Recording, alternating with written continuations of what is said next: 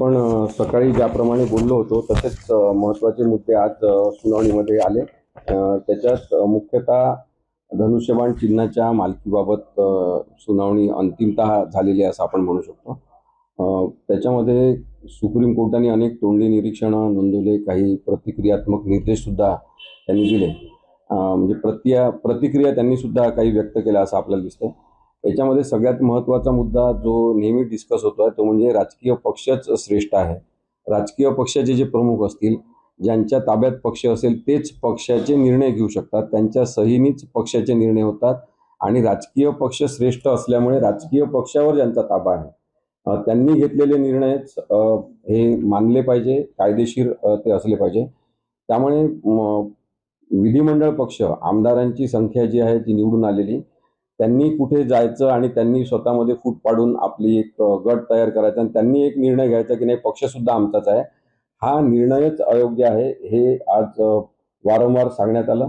त्यासाठी मी जे सकाळी दाखले दिले होते वेगवेगळ्या केसेसचे ते सुद्धा दाखले देण्यात आले। पण सगळ्यात महत्त्वाचा निर्णय सुभाष देसाई या केसमध्ये सर्वोच्च न्यायालयाच्या 5 न्यायाधीशांनी जो निर्णय घेतला होता तो महत्त्वाचा आहे की राजकीय पक्षच श्रेष्ठ आहे, पॉलिटिकल पार्टीला कोणतीही गोष्ट सबसाईड करू शकत नाही। आणि त्यामुळे न्यायमूर्ती सूर्यकांत, न्यायमूर्ती जयमाला बागची आणि न्यायमूर्ती व्ही मोहना या 3 न्यायाधीशांच्या न्यायालयाने स्पष्ट केलं की राजकीय पक्षाला कोणी डावलू शकत नाही। दुसरा मुद्दा हा आहे की लोकप्रतिनिधींना काही स्वातंत्र्यच नाही का, या संदर्भात सुद्धा थोडं डिस्कशन झालं की जे निवडून आलेले लोकप्रतिनिधी आहेत ते आपलं म्हणणंच मांडू शकणार नाही का, पक्षाच्या वेठीसच त्यांना राहावं लागेल का। तर त्याबद्दल आज न्यायपीठाने असं म्हटलं की एक सुवर्णमध्य त्याच्यामध्ये असायला पाहिजे आणि निवडून आलेल्या लोकप्रतिनिधींना अपवादात्मक परिस्थितीमध्ये आपले मत मांडण्यासाठी किंवा मतभेद व्यक्त करण्यासाठी काहीतरी संधी असली पाहिजे। आता ही सगळी संधी निर्माण करायची असेल तर कायद्यात थोडासा बदल करावा लागेल, तो या खरं तर पिटिशनचा काही भाग नाही। त्यामुळे न्यायालयामध्ये झालेल्या चर्चेचा उल्लेख म्हणून मी आपल्याला हे सांगतो। आता उद्धव ठाकरेंतर्फे हे सातत्याने सांगण्यात आलं की निवडणूक आयोगाच्या पूर्वीच्या निर्णयावर आमचा आक्षेप आधीपासून आहे। निवडणूक आयोगाने आपला निर्णय घेताना पक्ष चिन्ह आणि पक्षाबद्दलचा निर्णय घेताना स्वतःच्या अधिकार कक्षा ओलांडलेल्या आहे आणि ते त्यामुळेच भ्रष्ट पद्धतीने राजकीय पक्षाशी हेतुपुरस्सर दुश्मनी घेतल्याप्रमाणे वागलेले आहे शिवसेनेशी।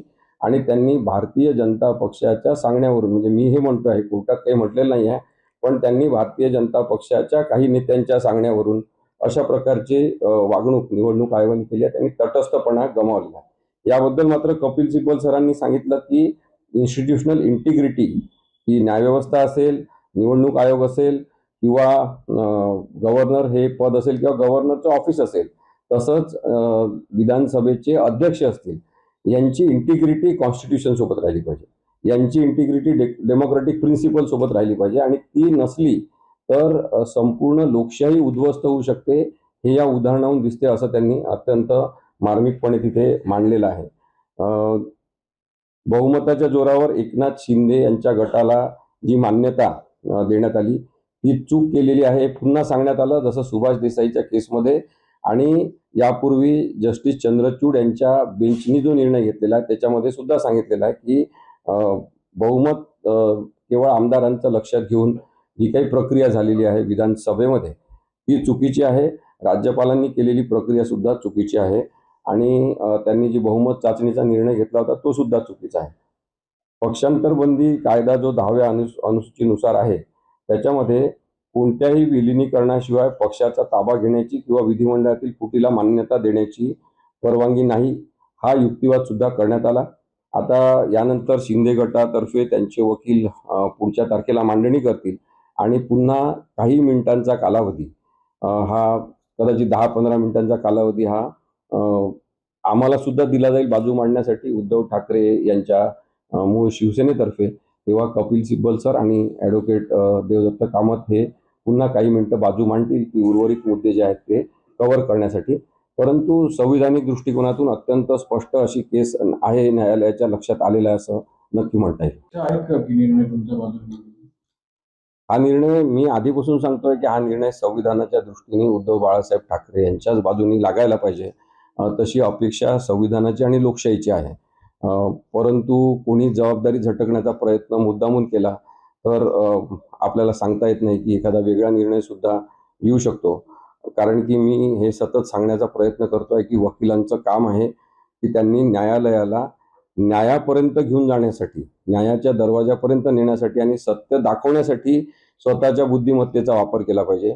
न्यायालयावर असत्याचं पांघरून टाकण्यासाठी काही वकील हे काम करत असतात आणि जो विधिमंडळामध्ये विधानसभा अध्यक्षांसमोर निर्णय झाला, त्यानंतर जो निर्णय सुप्रीम कोर्टात झाला, या सगळ्यांमध्ये काही अत्यंत मोठी नावं आहेत ज्या लोकांनी आपल्या बुद्धिमत्तेचा वापर हा असत्य जिंकलं पाहिजे म्हणून केलेला असेल, तर त्यांनी सुद्धा लोकशाहीची बूज राखावी असं मला वाटते.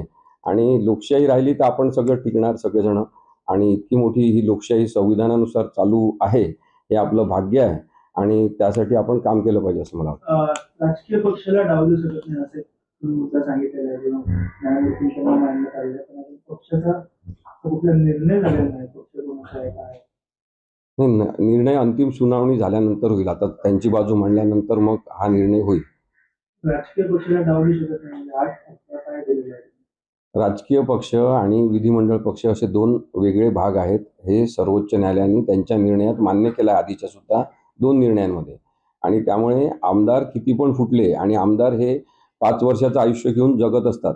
5 वर्षाचं आयुष्य झाल्यावर त्यांना पुन्हा निवडणूक लढावं लागते, निवडणूक जिंकावं लागते. काही जण निवडणूक हरतात, काही जण निवडणूक जिंकतात. त्यामुळे तेच लोक नेहमी राहतील असं नाही. म्हणून विधिमंडळ पक्ष म्हणजे निवडून आलेल्या आमदारांचं आयुष्य 5 वर्षाचं आहे. म्हणून विधिमंडळ पक्षाचं आयुष्य 5 वर्षाचं आहे. पण राजकीय पक्ष जो आहे, जो बाळासाहेब ठाकरेंनी चळवळ म्हणून सुरू केला, 2012 मध्ये ते गेल्यानंतर उद्धव ठाकरेंनी तो पक्ष वाढवत नेला आणि स्वतःच्या हिमतीवर अनेक आमदार खासदार निवडून आले, तो राजकीय पक्ष आहे. राजकीय पक्ष हा नेहमीसाठी असतो जोपर्यंत तो डिझॉल्व होत नाही. आणि त्यामुळे राजकीय पक्ष हा वेगळा आहे. राजकीय पक्षाला डावलून विधिमंडळ पक्षाला महत्त्व दिलं जाऊ शकत नाही. हा महत्त्वाचा मुद्दा आज सर्वोच्च न्यायालयाने नक्की केला. तर आता त्यांच्या बाजूनी व्हीपच्या बद्दल काय झालं? व्हीपच्या बद्दल कालच डिस्कशन खरं तर झालेलं आहे, आज काही खूप झालेलं नाही. तर आता पुढची प्रोसेस कशी होणार? म्हणजे एकनाथ शिंदे गटाकडनं मत मांडलं जाईल, ईसीआय कडनं पण मत मांडलं हो, इलेक्शन कमिशन ऑफ इंडिया म्हणजे निवडणूक आयोगातर्फे त्यांचे वकील बाजू मांडतील, एकनाथ शिंदेतर्फे बाजू मांडण्यात येईल आणि पुन्हा एकदा उद्धव ठाकरेंच्या पक्षातर्फे बाजू मांडण्याची संधी देण्यात येईल 10-15 मिनिटाची आणि नंतर ही सुनावणी संपेल. त्यानंतर कदाचित निर्णयासाठी राखीव ठेवण्यात येईल ही केस काही दिवसांसाठी आणि मग निकाल लागेल. कधीपर्यंत अपेक्षित आहे? आता ज्या वेगवान पद्धतीने न्यायालय ही सुनावणी घेत आहे तशाच पद्धतीने घेतलं तर हा निर्णय एका महिन्यात सुद्धा लागू शकतो.